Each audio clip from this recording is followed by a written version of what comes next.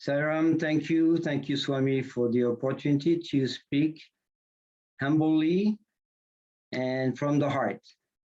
So I met Swami in a special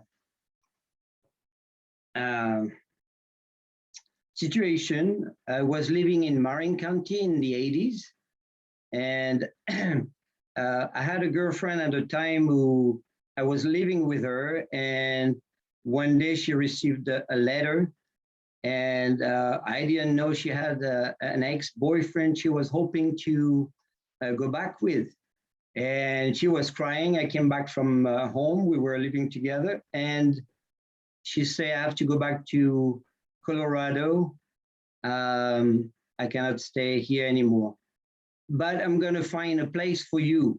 Don't worry. So I just let it go. And down the street, I was living in Corte Madera in Marin County. I don't know if you know this place near San Francisco. And I was renting a room for 2 months, a couple of months with this lady. On her door, she had a home, I think I remember, a small place. And from time to time, when I was leaving at home to go to work, I will see the door kind of half open, and I will see big picture of Swami there. And one day I asked her, who is this man there? And so she asked me to sit on the couch, I remember, and started to tell me about the materialization and all the miracles. And it was doing something to me. I was really interested because I was into metaphysics, and for a long time in France, I used to go to this place in down south in Perpignan called the Center of Aquarius that my mother found, and every Friday they had a lecture on metaphysical subject. So, but when she mentioned Sai Baba, something happened.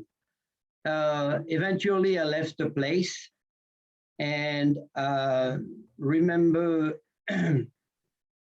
after that, 4 years after, basically, I was going out with another girlfriend from England, who became very good friend to my mother and bought a place in south of France. And I worked for her there when we were not together. But basically, at one point, we moved together to San Francisco. She was coming from LA. She was living for 13 years in LA, but she moved to San Francisco with me. And for a weekend, we went to see some friends of hers. And I remember meeting this person, and we were looking for a place to stay. And this person said, why don't you stay where I am here, because I'm subletting the place, and I will stay with a friend. And this place happened to be actually Gail's place, old place. I mentioned that to her. I realized that also later. But in this place was picture of Sai Baba and a videotape. So when I saw the videotape, I was completely excited. My girlfriend didn't care so much about him, but it was a tape of Richard Bach, Aura of Divinity, I think. And I put it on, and I could see Swami giving darshan and materializing vibhuti, and I was getting on fire. I was really excited. 4 years later, again, Swami, brought me to him in two periods, 4 years and 4 years. So 4 years later, again, I met Judy in the meantime, and we got married, and I took her to France. So we were in a bookstore called Barnes & Noble, and we were looking for a book to travel to France.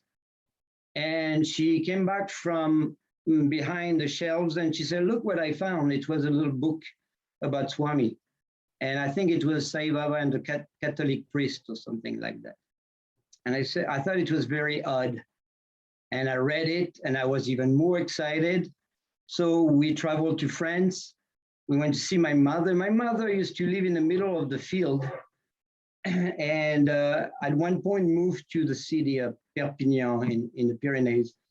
But one of her best friends moved to where she was living in the middle of the field. So when we arrived, we were very tired, but we went to see her friend. And her friend was into many gurus. And so we were eating with her, and I said, do you know anything about Sai Baba?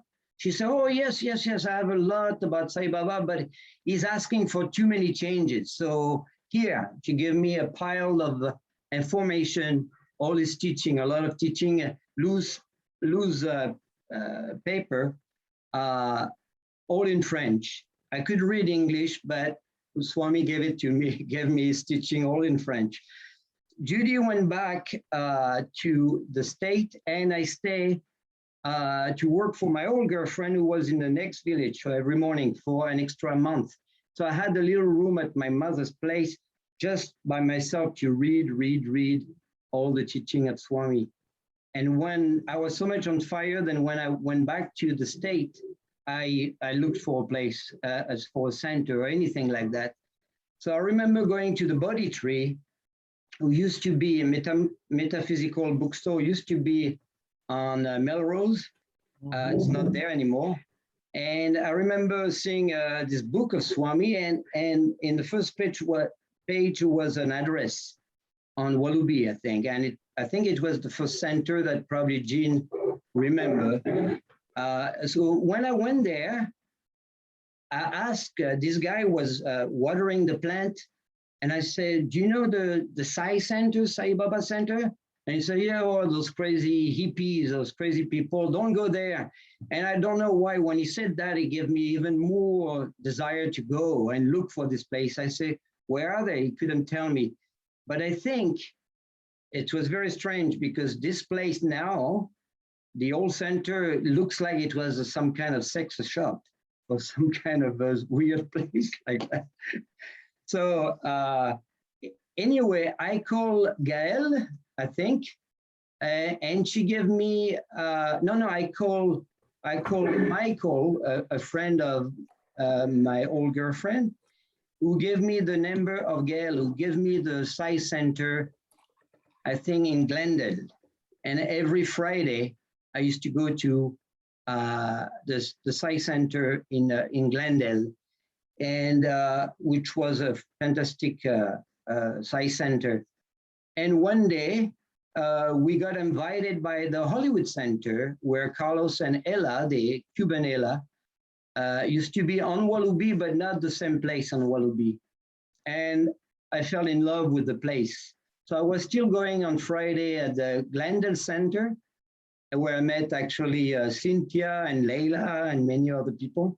And then on Thursday, I was going to the Hollywood Center, and I loved the Hollywood Center. At the time, it was a larger center, maybe 70 people, sometime 80 people, and very versatile.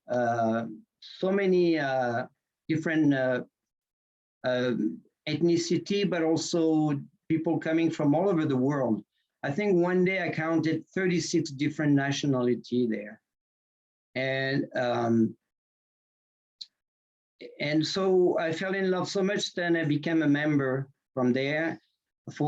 And a year later, before that, I became quickly the service coordinator. And a year after that, we traveled to Puttaparthi. And we were very actually lucky, because the time we traveled to Puttaparthi, we took a plane from Bombay and landed in Puttaparthi. You couldn't do that after that. So we had this great opportunity to land in Puttaparthi, and we could see this beautiful hospital that was pretty new at the time. And I have a story about this place too, actually, that just popped in my head. But when we arrived, we went, I think, in the, I think it was afternoon darshan, and we saw Swami there. And it was just magical just to see Swami there. It was like now he was real, he was there, you know.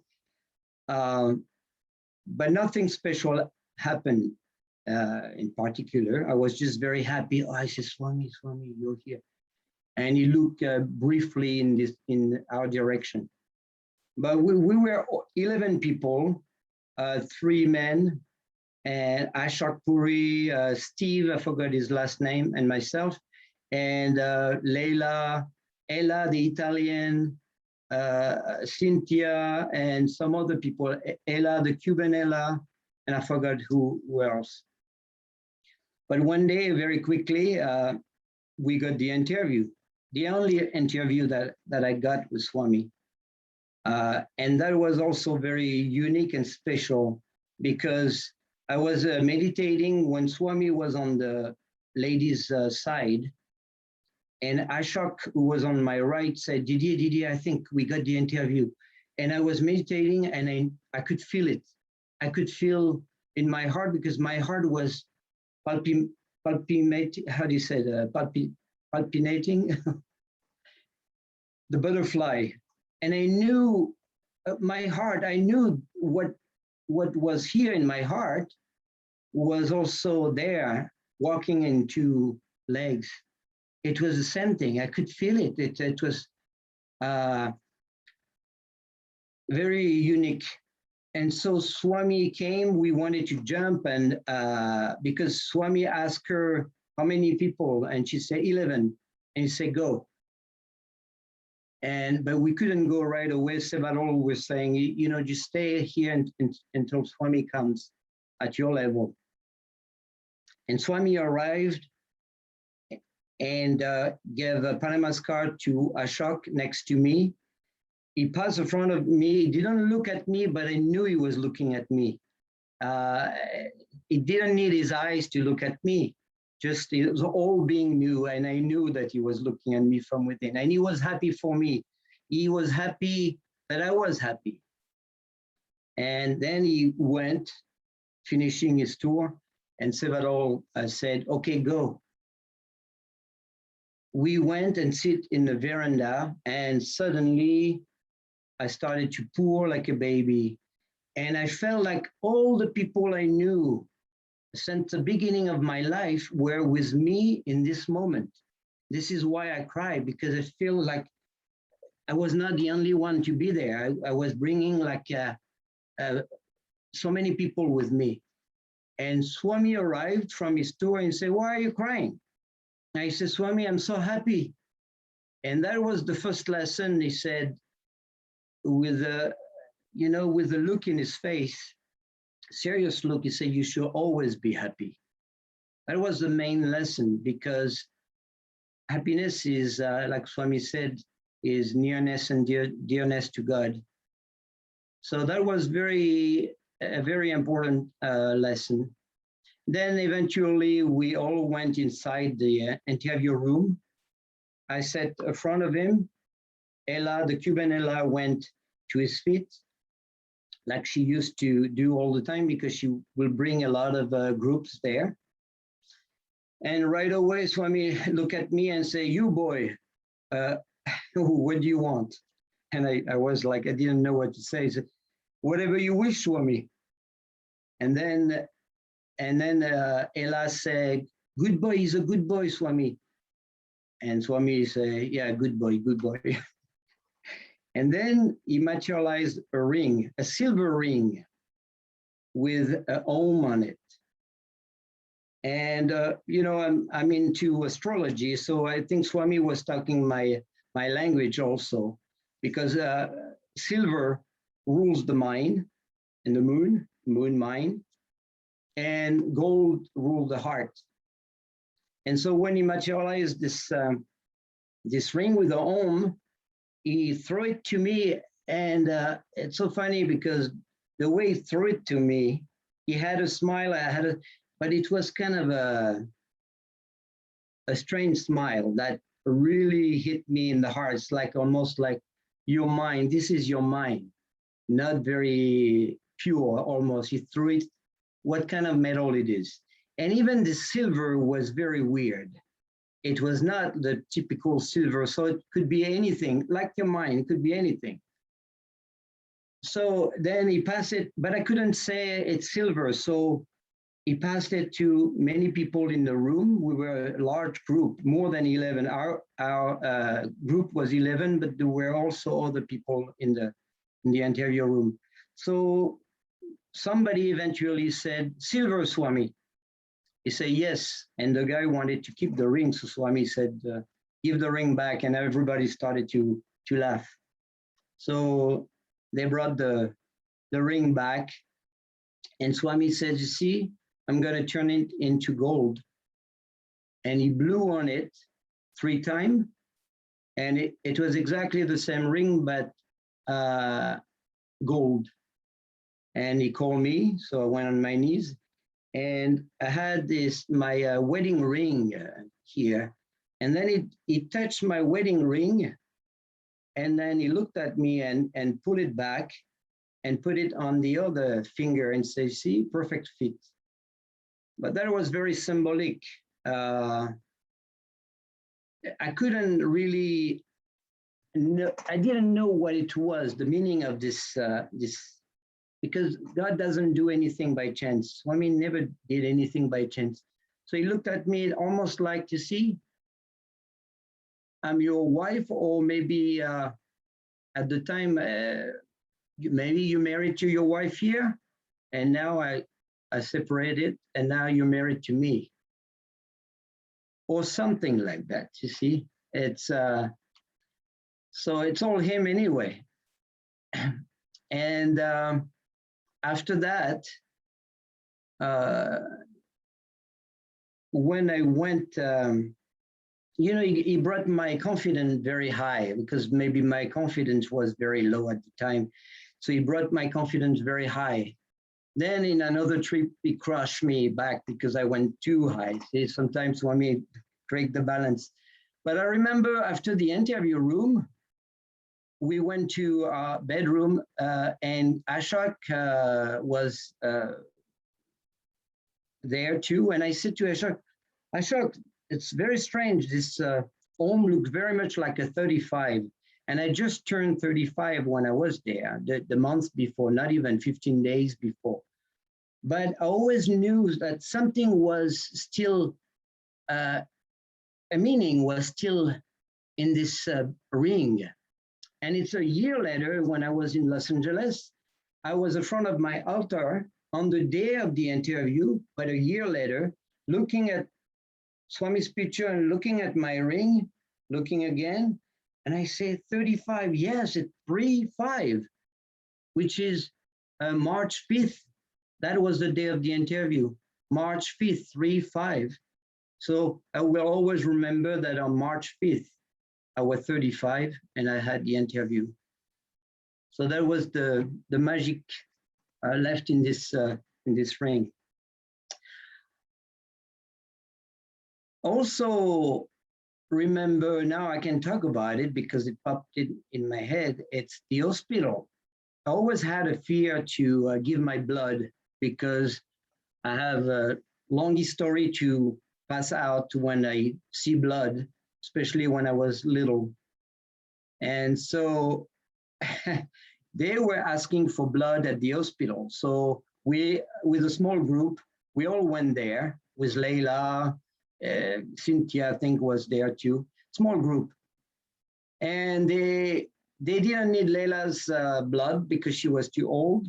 They didn't need this person's blood, but they needed, of course, my blood. And I was the only one, I think, with B positive blood. So, and it was, I had to be courageous because I said, well, I could just leave or I could go back and give my blood for the first time and just for Swami. So everybody went back home, and in the afternoon, I think the day after, I took a little card. I went there and Swami tested me again because I said, okay, I'm gonna go there. So I was sitting in the office and they said, okay, we will take your blood, be positive in a few minutes. And the test was, this person came because my mind was starting to say, maybe I don't have to give my blood, you know, the fear came. this person came to the counter and said, I'm B positive, I want to give my blood. And then I jumped first. I said, no, no, no, I'm here, I'm giving my blood. So finally I was by myself. I went in the back, they took my blood. A big picture of Swami was right there in front of the table, you know. And I was pumping, almost like to pass out, but they said, okay, fine, you're good to go. And I was so happy. They gave me some cookies, some tea, and I felt so special at this moment. Many years ago, later, let's say, I was in Los Angeles, and the House of Blues was open, and they had, you know, a rap band performing. So with, I think, 3 or 4 members of the Sai organization, the Hollywood Center, after doing the burritos, we went there for some reason, I forgot why. But as soon as we opened the door, very loud, it was a rap music, very loud. The people were saying, be positive, be positive. That was the song, be positive. And I always remember to be positive, you know, and that was my blood. Stay positive, stay positive. There is many story that I could jump into the future. Also, actually, after the trip to India, I was supposed to do a big mosaic path for this lady. Her name was Baby, and I was introduced to her through my neighbors, who was a friend of hers. And she was living not too far from your place, Jean, actually. Her husband was apparently one of the richest men in the world. So you needed the code to get in. And we went around the table, have coffee and tea just to talk about the job. And suddenly she had 2 dogs. One of the dogs came and put a head on my feet, and the lady said, Baba, go away, go away. I said, what is his name? She said, Baba. And the other dog his name was Magic. And it's so funny, Swami again gave me the opportunity to say, hi, Baba, every day, to repeat his name. Every day I will see Baba, I will say, hi, Baba. But a miracle happened there. And I remember when I started the job, I was so happy. Freshly came back from Puttaparthi, so happy. I didn't have any music or bhajan, so I put the Christian radio because it was the closest to Swami. It was about God. So I will listen to that, and I will start digging. And I remember, by the way, that the same day I was supposed to speak for the first time at the Glendale Center about my ring. And I was very shy. And I said, Swami, what am I going to say about this ring? You know, it's going to take. And I'm supposed to speak for some time, but I don't know what to say. So he gave me this story to add to my story of my ring materialization. And the story is, I started digging, and by accident, I broke a pipe, a sprinkler pipe. And so I went to see Baby and my friend Lori, who was still there. And I said, you know, I'm so sorry, I broke the sprinkler pipe. They said, oh, Didier, don't worry, we trust you. Go to the hardware store, get what you need, and we'll see you later. Okay. So I was kind of hungry. Judy came, and we went to this hardware store before going to have lunch. And I had to cut first the pipe, and I knew exactly what I needed: 2 connections, some primer, some glue. But I remember the pipe was very, very rigid, very hard to bend. And I said, it's going to be tough to replace that. I said, but Swami will take care of it. What I said, Swami will take care of it. So we go to the hardware store, and this old man came and said, "You need some help?" And I said, no, we're fine, thank you. And I was looking around. He came back again. "Do you need some help?" Uh, no, it's okay, stubborn. And then he came a third time finally, and he said, "Do you need some help?" I said, "Okay, so I need a pipe like this, two connections, some primer." And okay, and this old man was really old and slow, and my stomach was doing funny things. I was hungry and impatient, started to raise at the time, and I remember right away teaching of Swami to be patient. As soon as I thought like that, he came back with everything I needed. So we went to eat, and it took maybe an hour and a half, maybe less. We went back to the house. Judy went back. No, she went back with me. Yeah. So I did the code to enter the house, and it was behind the house near the garbage. Arrived with my pipe, with all my material, and the job was done. Done. Miracle. It was done. I couldn't believe it, but right in my heart, I knew Swami did it for me, because this is what I asked him. He will take care of it. Swami will take care of it. I was so happy, I remember, because I started to analyze this situation. I was so filled with Swami on this particular day, so fresh. But then the mind doubts. And Swami, even in the interview room, and I passed few details in the interview room, helped me, through me, to get rid of doubt. He showed me it was not a reverse psychology, but it's through me, he did it through me, showing me that I am him, we are him, because he did it through me, show me how to get rid of doubt.